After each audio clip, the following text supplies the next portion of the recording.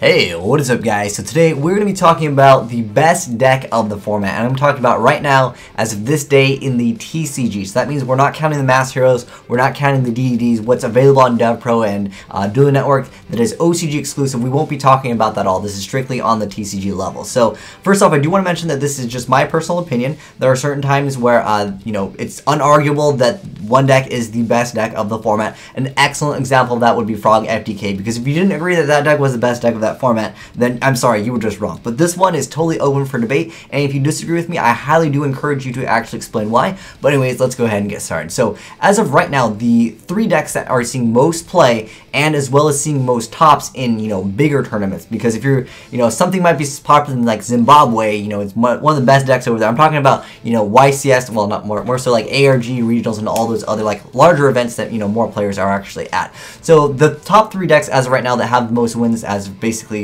Duelist Alliance just coming out into the game are going to be the Satellar Knights, the Burning Abyss, as well as the Shaddolls. Now, these are the top three decks as right now that have the most wins. This is unarguable. You can't argue with me on this. Not saying that these are the best decks and you can't disagree. I'm just saying as far as wins go, these ones have the most wins. So let's briefly talk about what the decks do, and I'll kind of explain why I think which deck is the best deck, as well as basically what to expect in the future for some of these decks. So first off, the Satellar Knights, they are basically a rank 4 spam deck, and they have a lot of really easy consistency and easy free pluses. In this format, I would say a lot of different decks just like to generate free card advantage, which is obviously really good. Being able to recycle your stuff and just get free little advantage is just really key. Basically, being able to maintain hand advantage is definitely key in some certain formats, and I wouldn't say this is a OTK format. An OTK format meaning that you're going to throw all your monsters on board and just go for game as quickly as possible.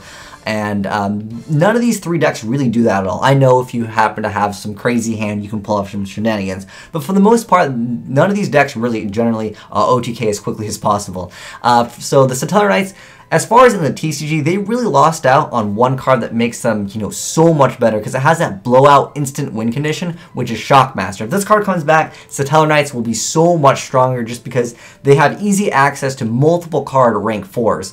So that would be like Shockmaster. Well, Shockmaster is basically the card that they used to like to make in the OCG. Now, unfortunately, we still are, I guess fortunately for some of you players that are actually playing spellbooks, because if you had to deal with a Shockmaster and you were playing spellbooks and they called spells, it's pretty much game over. There is very, very limited things that you can do. This is just one of those instant win condition cards, and unfortunately, Satellar Knights just don't have access to this. I know they have other stuff that is pretty decent, but Shockmaster is one of the best like first turn like instant wins that a deck can have. Now, this deck, like I said, is a rank 4 spam deck, and inherently in the deck, it doesn't really have anything that stuns really fast. Like, there's not like a go-to card. Like, I know they can make like a Abyss Dweller, but I'm saying as far as in their own archetype, there's not a Satellar Knight Herald of Perfection. Like, there's no really harsh negate cards that are inherently just for the Satellar Knights. Like, they have access to the generic ones. They have access to bounce everything back. It requires 3 monsters, but I mean, for the most part, there's not anything that's just an instant like stun card that they have. And this deck, like I said, pluses a lot really fast, and I don't know if we're going to get any more support in the future for them. They did technically get 2 reinforcement of the army. Well, that was kind of, for every warrior deck. But this deck in the future, I don't see it getting more support. It definitely could happen. Like I said, I don't, like I've mentioned in my previous videos, I don't have secret access information to Konami. They do email me, but by the time they email me, it's usually already available on DevPro. I do have, I have like their press email list, but like I said, they always send me stuff by the time it's already late. It's already available to be played on DevPro, and like other websites released it earlier. But I don't see any more support coming out for this. Now next up, I want to talk about the Burning Abyss, and this deck is a really easy deck to learn how to play. It's basically a 9-card engine.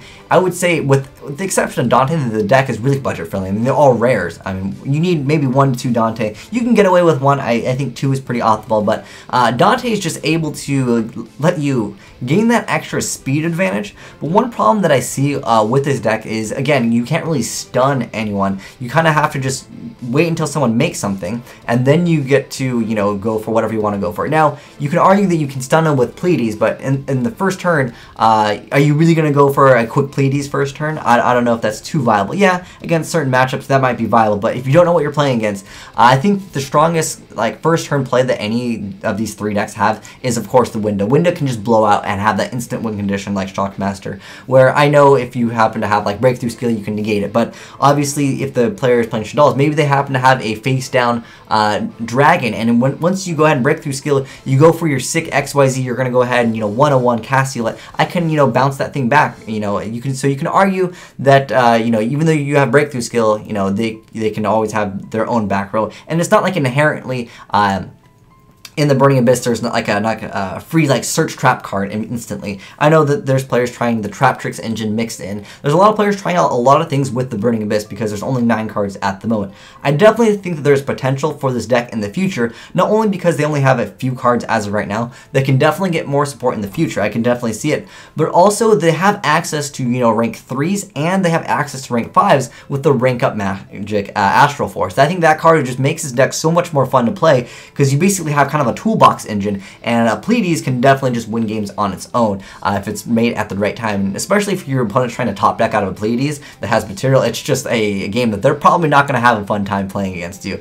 But for the most part, the deck can lose relatively quick to things like skill drain. I know that the monsters can still get their pluses, but let's be realistic, you're not going to be able to make very many plays. So Stellar Knights can technically also kind of lose to skill drain, which is the next deck I kind of want to briefly talk about, which is the Yang Zing. Basically, this deck, it's topped a few regionals. It hasn't done too high. It wasn't like those first places like multiple times. It's kind of there, and the deck basically relies on just floating cards for days and getting, again, free advantage. Like I said, this format doesn't seem like it's an OTK oriented format.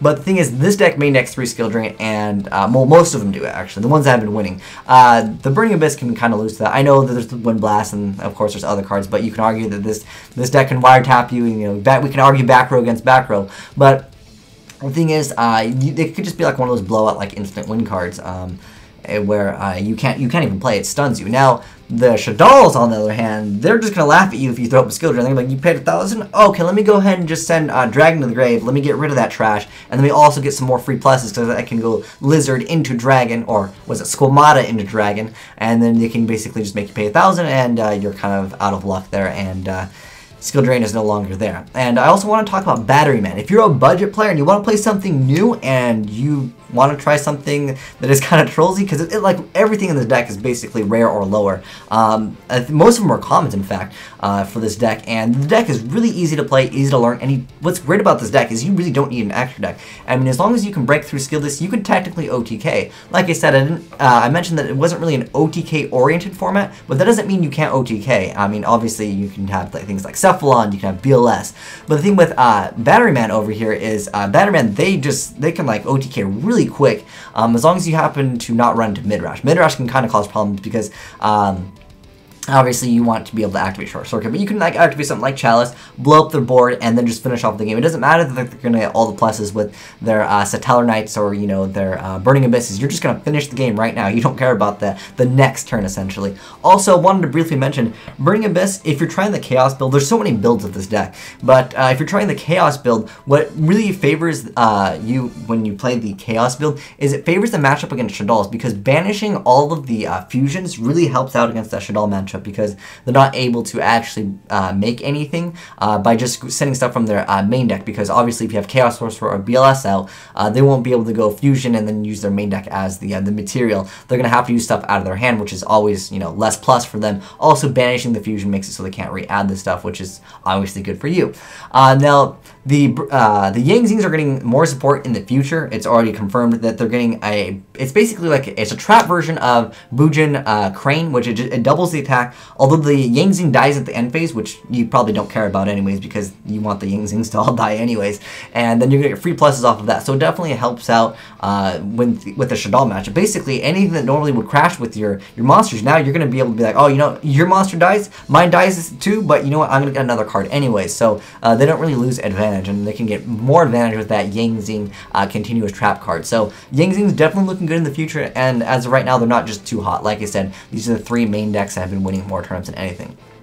Now, in the future, the Masters can definitely do some damage to certain decks, especially because it's just like Macrocosmos on legs for your opponent. So like this card can get really nasty for certain decks. But the thing is, Other decks can just like not care about this card. Like I feel like Grand Mole is like just one of the best cards against like every deck right now that's just hot in the meta. So make sure you for sure put a Grand Mole in everything. That card will win you games, no joke. Like I mentioned, it's not really an OTK format. I would say this format is more of a control, maintain a bunch of free advantage kind of format. One really good card is Phoenix Wing Wind Blast. I mentioned a few other great cards in a previous video, but Wind Blast is probably the most popular card that I would say this format. And out of the 3 main decks right here, I feel like Shadal's and the Burning Abyss can take the most advantage out of that whole discard outlet that requires you to discard a card with Phoenix Wing Wind Blast, because that makes it so you know, all the Burning Abysses, they get free pluses anyways. Now the Satellar Knights can technically get free advantage too, but it requires you to have the correct Satellar Knight. You don't want to like discard an Altair. You probably want to discard something like Neb, and let's say you go ahead and you discard your 1 to Neb, and then you go for that Altair summon and you get Breakthrough Skill. At that point you've lost your engine. If you happen to not have any other Satellar Knights, you're gonna have that problem. Or if you just happen to have the Satellar Knight like I'm trying to think of one. Like, basically, if you have a Satellar Knight, what's that one that does the burn damage? I forgot its name. I need to actually make a vid on that build. This build of Satellar Knights is actually really good. It basically just burns your opponent. It's kind of trollsy too, but we're here to talk about the meta, so we won't talk about that today. But for the most part, you can actually fold really quickly if you happen to like not have the right cards. Whereas the Burning Abyss and the Shadals, like they just get free advantage. It's just literally no risk. I know sometimes with this you can get free advantage, but again, if your play gets disrupted, you can kind of cause problems where the other ones just get free pluses.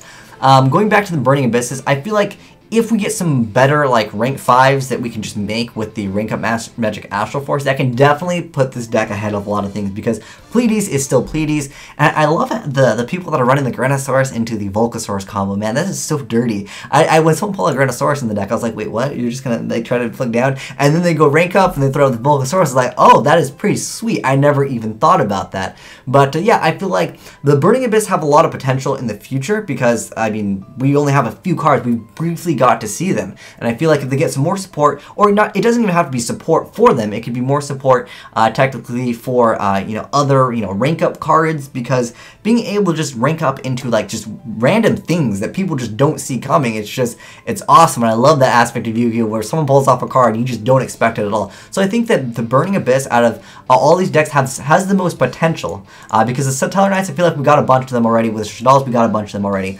But if you guys want to know, I'll finally answer your question. What do I think is the best deck as of right now, legal in the TCG? I feel like it's Shadals. Like I mentioned before, they have a blowout factor that really, I mean, you could argue that Pleiades can be a blowout card instantly, but you have to make Dante. Dante has to go through, and then after that, you get to rank up. And you're not going to just go Dante, instantly rank up into Pleiades when you don't even know what your opponent is playing, because that rank up card can kind of, be useful later on sometimes when you know what your opponent is playing. You can bounce back other things.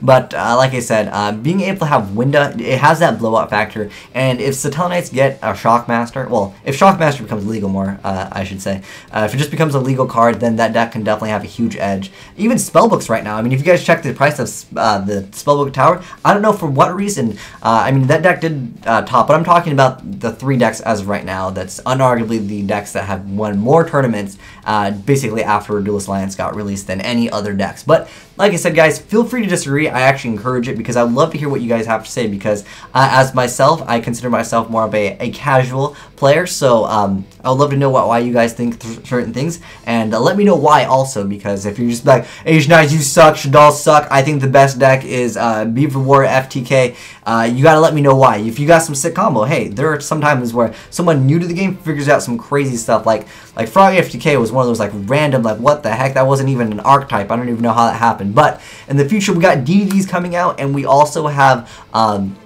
the Cliffos coming out into the game, and I think Shadals can really hold up against those decks. I mean, Shadals basically, all they need is the facing the shadows, that trap card lets you basically dump Dragon, and you can have a real easy matchup against the Cliffos if you open up with that. Also, the DDDs can technically also lose to Winda, so again, going back to that blowout factor, for me personally, I think Shadals is the best. But like I said, I'd love to hear what you guys have to say in the comments below. But thanks for watching, guys. Have a great day. Azneyes signing out.